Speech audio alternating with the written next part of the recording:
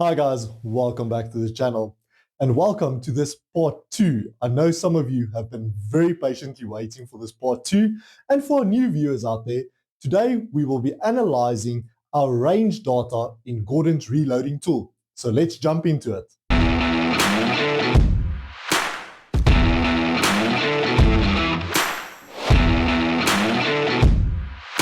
Alright guys, so now we move into Gordon's reloading tool, also widely known as GRT, and this is where things are going to get real interesting. Most people use GRT as a rough guide, and what we are doing here is calibrating it to match my specific caliber or rifle.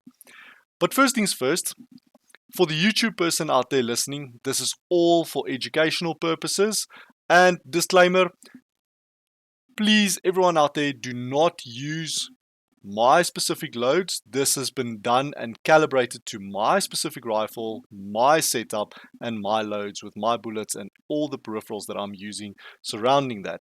So with that out of the way, I want to give you guys a quick breakdown of how I've come to learn and know GRT. Let's start off with opening a new file. So over here, you can choose your specific caliber. So there's a database, a GRT database with all the different specific calibers, and I think I'm going to just choose the 6.5 Creedmoor again, just to make it nice and simple. So we're going to choose it over there. There's even the gap 4S. Very interesting. So we're going to add that, gives you a little bit of notice. You can just never show that again, or yes or no. If you say no, it obviously won't allow you to proceed, but just say yes. And then it gives you a breakdown of the most common variables for that specific caliber. And then over here, you will go and choose your specific bullet from the Gordon's Reloading Tool database, or you can load your own specific database like the one I've added here for axe bullets. We're going to choose the bullets that I was using. We are using the axe Spitzer brass 135 grains. We're going to load that in. And then over here, we are going to choose our specific powder. And I was using Vihtavuori, and we are selecting in 5550 there. It's pretty nice, this calibration chart also over the side here, and we're going to select that in. So now you can start, now you can consult your manual, or you go and consult Vihtavuori's website. Then you can pull up Vihtavuori's website, and they've got a reloading tool over there, and you can put in your caliber, the bullets. They will not have axe bullets now, of course. Then you put in your bullet type, the grains, and then they have a minimum and maximum load for the different powder classes. So if we look at that, and we're going to use more or less the same rough guidelines, it says you start at 37.8 and maximum 41.7 for those minimum and maximum velocities. So let's just do a quick run of the mill. In the middle ground, let's say 40 grains, and then we say the step ladder. Well, we actually want to do a ladder. Let's say we do 10 step ladder and 0.3 grain increments. Then here it will give you the speeds for 40 grains. That will be the speed. That will be your muzzle pressure. If you click there, it will change that to PSI. On all these little, it's got like a little ruler over there. That ruler will show you that. But anyway, we can get into this a little bit later. You guys are here to see my specific load and how we examine that and how we calibrated GRT for that specific load. So if we move on to see, I've labeled it as well, 6.5 Creedmoor. It's on my Remington 700. I used N555 and I used the 135 grain axe bullets, and I labeled it as calibrated. It creates an actual file on your computer that you can save and you can then reference for later as well. Alright, first things first, I input all the real world measurement data. So starting from the top here, I started with case length. I fell on an average year where I actually went and measured every single one of my Lapua small rifle primer cases, and I put the data in here to then get an average where I just converted it from imperial to metric. I initially had it in metric and then moved it to imperial. I just wanted to see the difference, and then yeah, that worked out to an average of 48.46 millimeters. Then I went on to measure the case volume. I used 20 cases initially, and I measured the grain H2O that those cases could hold. And the average came out to, I think it was just a smidge over this, smidge over or under. And then I just took the whole bunch of them and I measured every single one of them, and I came up to 51.42 grains of H2O. And how I did that was I took my small little powder measure scale, put the case on there. Well, first I plugged the flash hole with a little bit of press stick, or funny putty as they know in America, and zeroed my scale and then poured in water until I could get a measurement, and I took every single measurement, got the average, and it averaged out at 51.42 grains of H2O. Then we move on to cartridge length. Now this, I settled on 72 millimeters. If I show you on the same spreadsheet, on my polymer, the 10 round MDT polymer magazine, the max col or TPL that I could load, I'm going to add maybe here a column on the side here for all these acronyms for the people that might not be so familiar with them, just so that you all know what we are talking about as well. So the max TPL for the polymer magazine was 72.5 millimeters or 2.854 inches.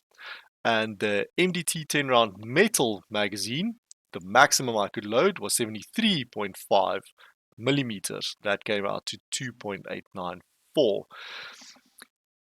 But I also, and this is very important, I measured the bullet jump. So I measured the lands of my specific rifle and the jump that it would need for the maximum magazine length that I could load and the jump to the lands. So if I load the maximum metal magazine length of 73.5 or 2.894 inches, the jump to the lands would be 5 thou. And that is actually very good. I'm very happy with that measurement. Some people chase it up to 2 thou, but unfortunately my max magazine length can't allow that. And the Axe Monolithics likes, from my understanding, it likes a little bit of a longer jump. Oh yeah, you can see on the side as well where I did that initial case volumes, grains and H2O. I should actually split this out into separate sheets, but it was just nice working on this one single sheet. Guys, please also check out the ballisticsjohn.co.za website. I am going to, in the future, make resources like Excel sheets, reloading data, and things like that available for free. So let me know down in the comments if you'd like something like that. Otherwise, if there's no interest, I'll just leave it and everyone can fend for themselves. Anyway, let's get back to the bullet jump. Now, that bullet jump matters more than I or most people realize, because it directly affects the pressure builds before the bullets engage into the lands or the rifling. So if we move back to GRT, I entered the bullet jump over here. So when I initially first ran the model, GRT was overestimating my velocity. Let's see, we are on the right one here, velocity there. It was overestimating my velocity about 100 feet per second. So it initially showed you let's say 2,774 feet per second. And now that's not a small error. That tells you immediately something in this model isn't matching reality. So guys, this video is going to be a little bit longer than usual, but please bear with me. So we're going to input the real world data now so that we can calibrate GRT properly. We go over here and then we say add measurement results, universal, then we hit charges, and this is all the charges that we started at. This one is not necessary, delete. And so I'm going to overlay the photo here for you guys so you can also see. The initial shot at 40.9 grains gave a result of 2658.3 feet per second. And then on 41.1 grains, that produced 2620.2 feet per second, and so on. Let's quickly enter all those.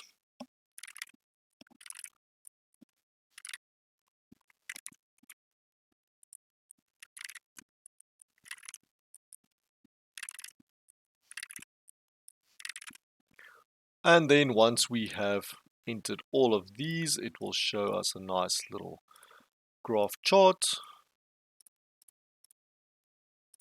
If we click on chart next to it, then it shows us our little chart over here. So this here looks like a node, and then we could more or less say there was a node over there, but all of these appear to be more or less in the same range. So what I did then is I took 41.7 grains, which yielded us 2665.8 feet per second. Okay, remember that. I'll put it up here. And I put in here 41.7, and that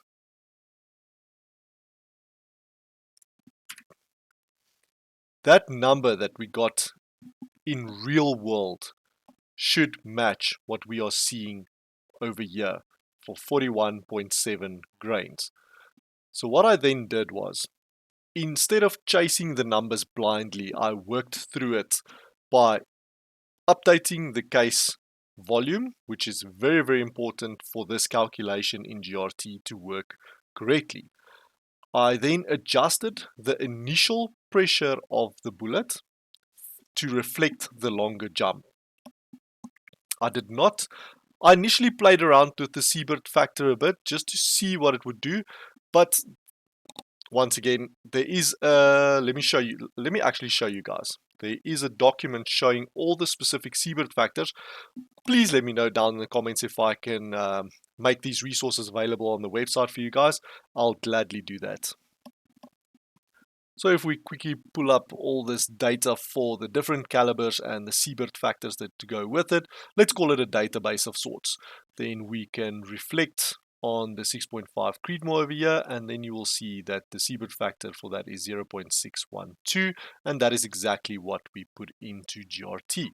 And then we moved on to the key step here, the bullet resistance. And let me show you guys as well. If I change this to from 300 to 280, my velocity has just changed. Let's keep a close eye on that. If I move it back to 300, I've dropped with 5 feet per second. So with this initial pressure and bullet resistance, I played around with it until I got to very much close to that 41.7 grains and the real world value of 2665.8. But I didn't just use 41.7. We click on 41.5 and see if we can get that to match as well as closely as possible. Same with 41.3. But I think the node is going to be the best around 41.5, 41.6, 41.7, 41.8, or 41.9. So, spoiler alert, those are going to be the 5 loads that I'm going to play around with. I'm going to load 4 rounds of each, and we are going to see what grouping we get out of those. Drop me a comment down below if I should test that at 100 meters or 200 meters. I'm still on the fence about that. A lot of people say, yeah, I've been reading so many different comments lately about getting that precision out of a bullet. It's very interesting. Some say 25 meters, others say 300 meters. So I think 100, 200, that would be a good representation to see what your rifle's actually doing. I'm leaning towards 200. But yeah, let me know down in the comments. And then once everything lined up, the predicted velocities from GRT matched the real world data. It matched some of them perfectly and some of them almost perfectly. And once again, not just at one point, but across the entire ladder. So now that we have a calibrated GRT loadout to real world data, and if we take a look at the two images or the targets from that day. I am really interested in shot number 4, 5, and 6. Specifically, the reason I also did each one separately on target, because I was aiming center for every single shot. Anything in between, so I was almost doing it twofold, as I was getting speeds and getting a slight indication of the accuracy or precision that that load would give me. So if we look at this 41.5, that looks very promising. And then 41.7 as well, very close to bullseye. And then 41.9, also very close to bullseye. So I think the node is lying here in between 41.5, 41.6, 41.7, 41.8, and 41.9. Now, if we go back to GRT and we start with 41.9 and we want to do move downwards, and we are going to do, what's that, a 5-step ladder. 41.9, 41.8, 41.7, 41.6, 41.5. Great. So I've loaded 4, 4, 4, 4, 4. And there's no specific or particular reason I did 4. It worked out that way, that I had enough primers and the cases were clean and ready and full length sized and everything for this. So I didn't do 5, 5, 5, 5. I think 4 each will do the trick. Also, a friend of mine told me to also have a look at this optimal barrel time and the bullet lead time. Once again, guys, this is all, please do not follow this exact to the T for me. The YouTube person out there, this is all for educational purposes, for people to learn and get to know how to use this quite complex system. So if I look at the 41.9, that's going to give me a decent velocity, but the maximum pressure is a little bit too high for me. I don't want to shoot out my barrel that quickly. And if we move down to 41.8, that's still decent velocity. But as we move down this ladder, I'm keeping an eye on this BLT and OBT to see if we can't get this to match up almost exactly. Look at this one, the 41.7.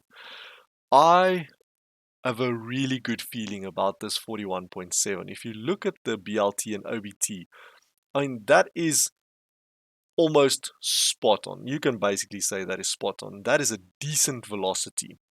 So I've got high hopes on this one. We've got 100% burnt propellant. It is a little bit of a compressed load, but we'll check for pressure signs or anything like that, and then we'll move it down in case we need to. But then once again, across all of these, the velocities are looking really good and consistent throughout. So yeah, that is how I set up and calibrated my GRT for this specific load. Now guys, I know all of you might be screaming at your screens by now by this attention over pressure.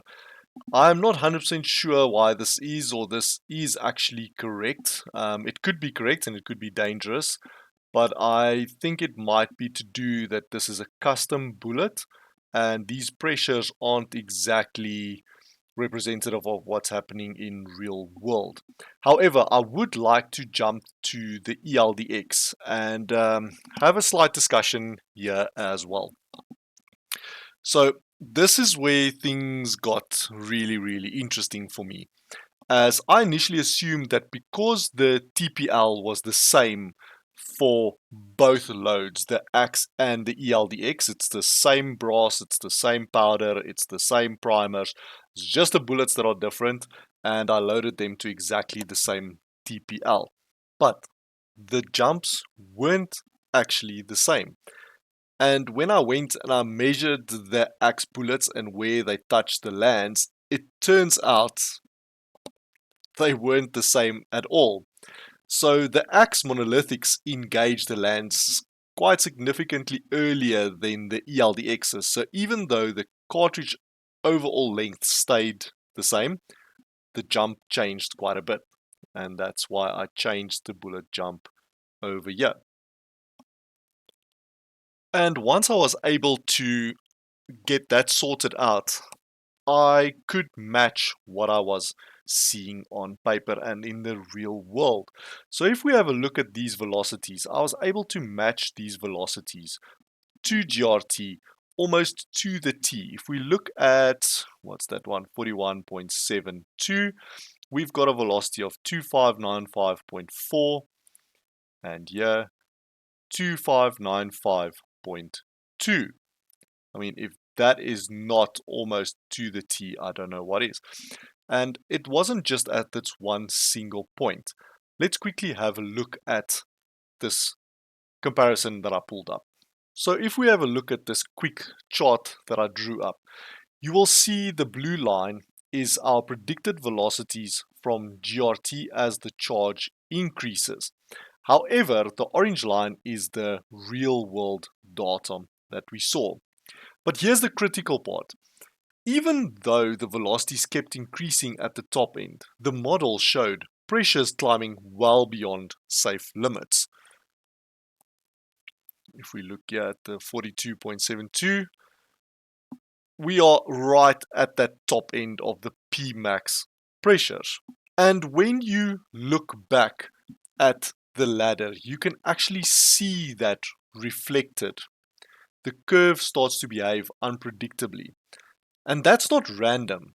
That's the rifle telling me that I've gone past the efficient pressure window. So the big takeaway here isn't just how to use GRT. It is to understand that changing the bullet design, especially from a monolithic to the ELDX, the normal traditional cup and core type bullet, can completely change how your rifle behaves. Even with the same powder, similar charges, but completely different pressure system. So instead of chasing velocities, I'm going to look at all the aspects of it. I'm going to look at getting a stable and safe load for both these bullets. But I do believe I'm going to move over to N550 as it is a faster burning powder and it would yield better results at safer pressures. And I would not have to load the load ratio to such high capacity. And before we close off this video, I wanted to show you guys this little button over here. This is in relation to the OBT over here, your optimal barrel time. And if you click here, this produces or checks the nodes for you. And as you will see, it says here that the measured velocity for the selected load for 41.72 grains is at the measured velocity. That is the data that we've put in for 41.72 grains. You'll see 25952, and if we click on the OBT button, it gives us that. So that means that this will be calibrated exactly to what we got into the real world. Then we click on the compute OBT, we click compute node charge, and then it will give us a node up here. Here you will see there's different nodes that we can select. We've got the nodes, and it includes half nodes. You can switch half nodes off if you'd like to, but I like to keep it on because it has shown me some very valuable data in the past. So it will say that for 41.46 grains, we will get a compensated muzzle velocity of 25792. And if we move that up, let's say more powder, it will show, let's just click compute again, it will show 42.05 grains at a compensated velocity of 2600 feet per second.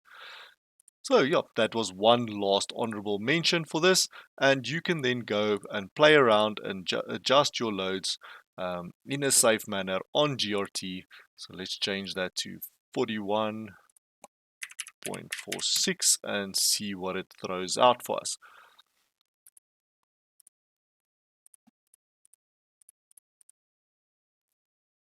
If you like this video, please remember to hit a like, hit subscribe, and maybe drop a comment down below on what I missed, what I can improve on, and I'll see you guys in the next one.